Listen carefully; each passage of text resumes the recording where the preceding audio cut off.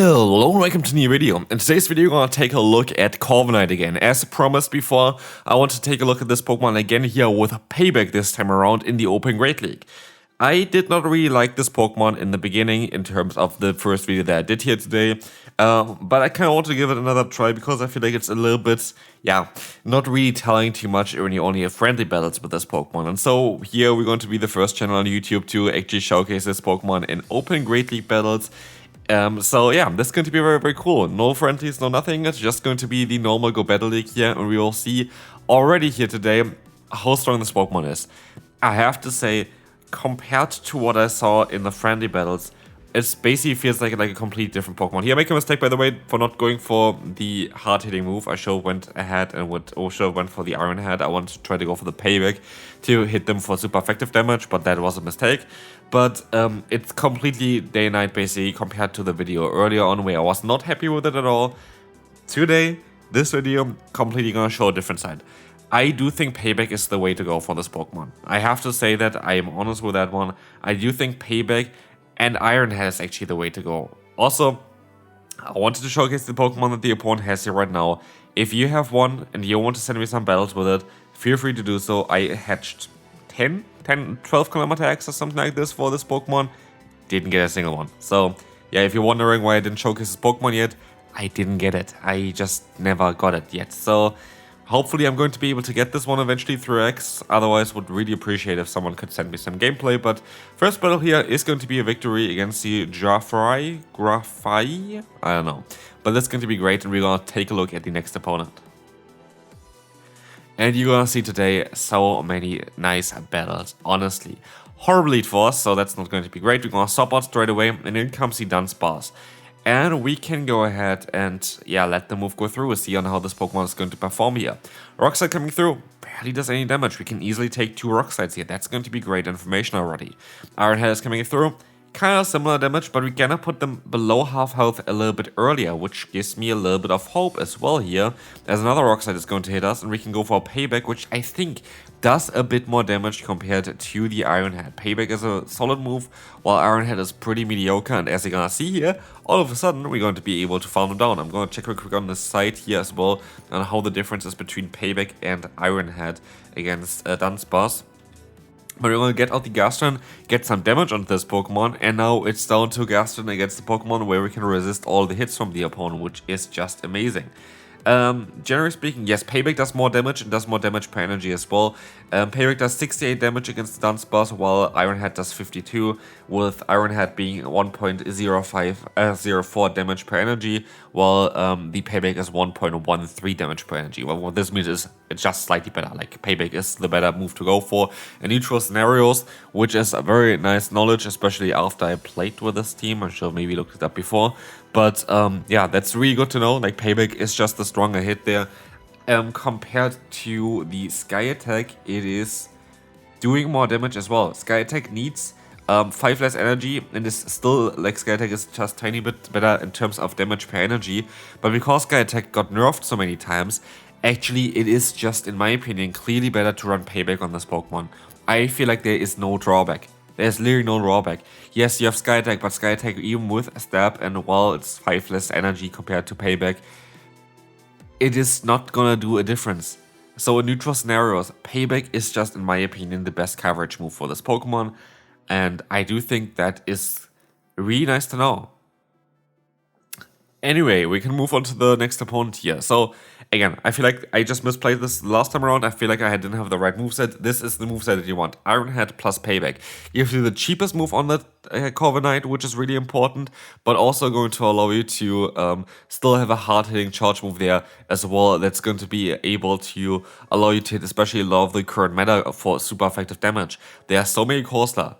There are so many Driftlooms around right now where it just really helps you to have this move. And so, again, I would really recommend you to go ahead and go for the exact moveset that you're going to see in this video. It is better than the recommended moveset of Iron Head and Sky Attack, in my opinion. So, anyway, we want to take a look here at the next opponent. We're just getting hard-walled in this battle. There's not anything that I can really do about it. Goodra Pokemon I kind of want to take a look at as well again, because Goodra is actually cool with the recent buff to Thunder Punch. Thunder Punch buff actually helps this Pokemon out quite a bit. And also, we just don't have the pacing here with Skarmory. Didn't actually even talk about the team yet because I was so, on the Corviknight so far. Team, we have the lead of our, Stunfisk, which is very bulky, but also has great fast-paced charge and fast move with that, but also has a pretty big weakness against grass-type Pokemon because you just cannot hit them with any of your move and you take super effective damage from them. And so we have the two biggest grass-type traps in the bag.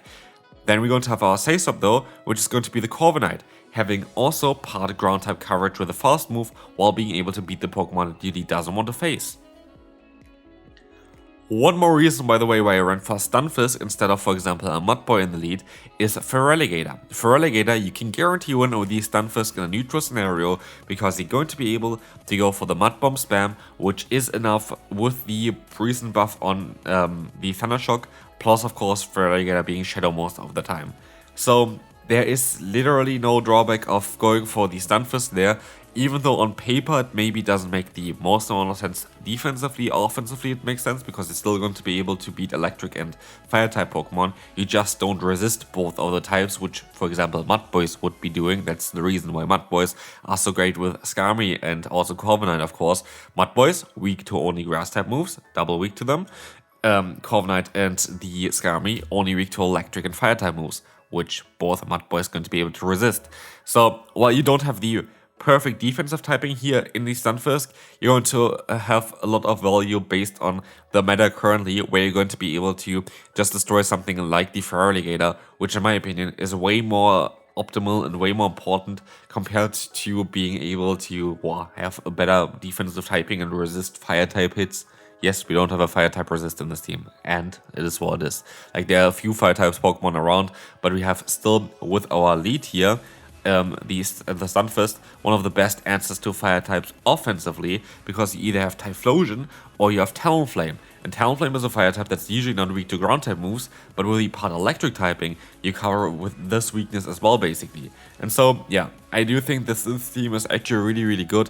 I would recommend you to to try this team out as well for yourself. I think it's a great team to run. I have to say, I actually had great results with this team. It felt great to play this team. I could see there are better Pokemon basically than Skarmory, but that's something for you to decide as well. For example, like a Jumpluff could make sense, or I don't know, maybe even a Talonflame. But anyway, here the opponent is going to be able to catch my move. I don't like this. I don't want this. I don't want a Quagsire. Quagsire can be a bit of a tricky one for this team.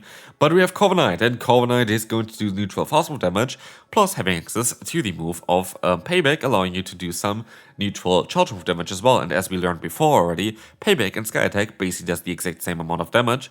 So yeah, this allows us here basically to still knock them out. And yeah, that's the thing as well.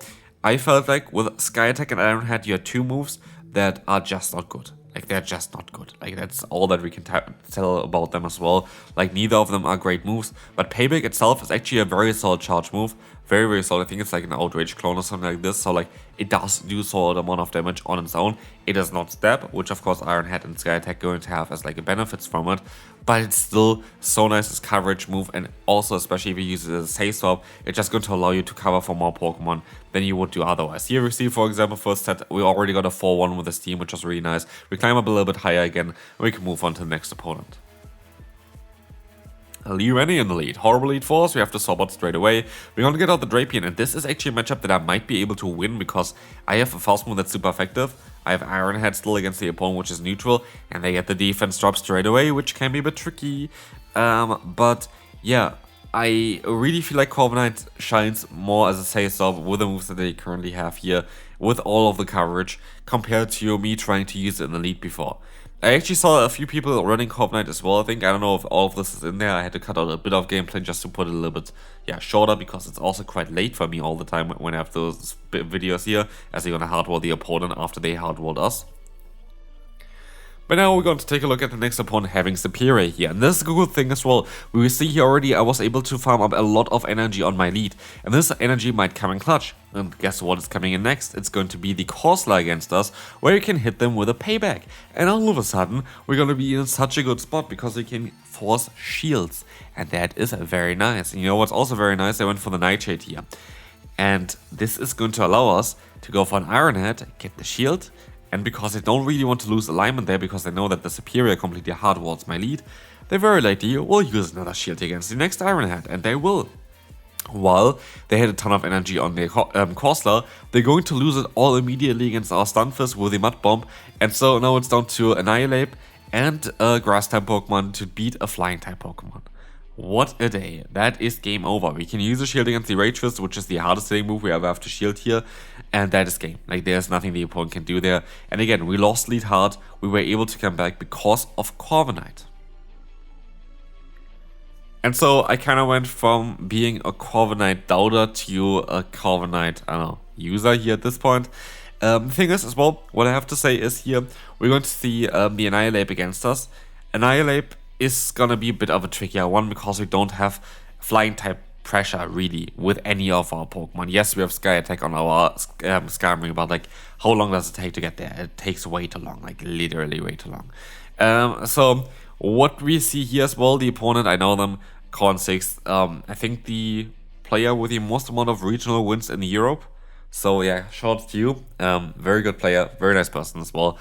So yeah, they know what they're doing. They literally just know what they're doing. And they're trying completely hard here because I would assume that they're trying to currently test some Pokemon for EUIC. I would assume that they're gonna go there. I'm gonna be at EUIC, by the way, as well, if you wanna meet me there.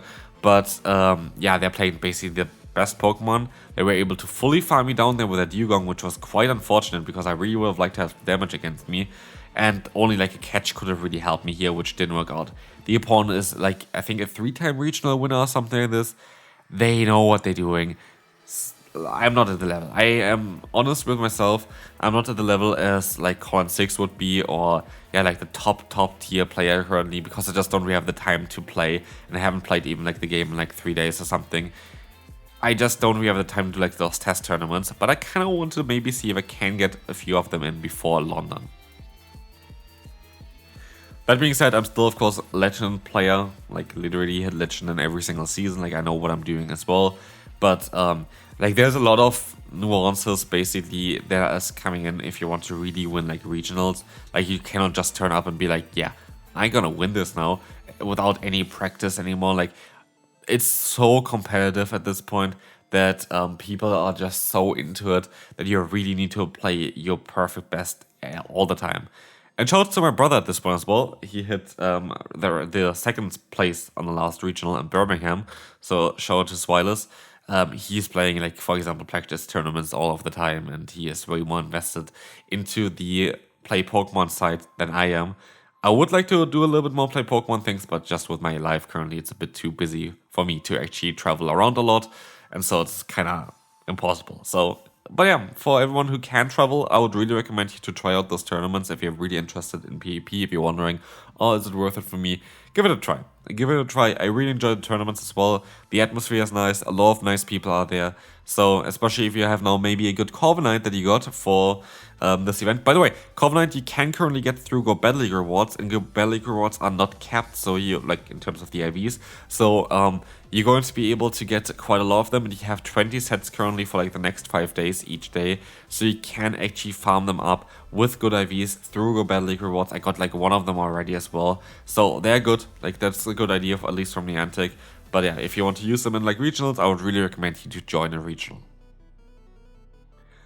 Of course, it's always a financial thing. Like you should mostly not join a regional just if you like, unless you live literally next to it. Just if you just go there for a Pokemon, like you should just do with the city and stuff like this. Yeah, I'm going to London mainly for the Pokemon Center, I have to say, so I'm not really going there to compete like crazy. But I have some fun picks that I kind of want to bring, so definitely stay tuned there. Hopefully I'm gonna end up on the stream as well.